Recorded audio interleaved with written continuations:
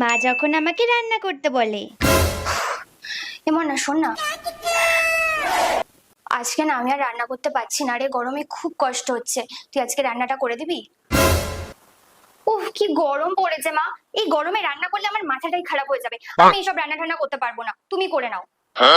একটা কথা বলে না, ছেলে মেয়েরা কখনো মায়ের কষ্ট বোঝে না। এই গরমে উনি রান্না করতে পারবে না, মা কি করে করে রে ঘরের সব কাজ? যত সব। A few moments later. Hello. আমার না খুব বিরিয়ানি খেতে ইচ্ছা করছে, তুমি আমাকে বিরিয়ানি করে খাওয়াবে? তুমি বিরিয়ানি খাবে? আচ্ছা, আমি এখনই রান্না করছি।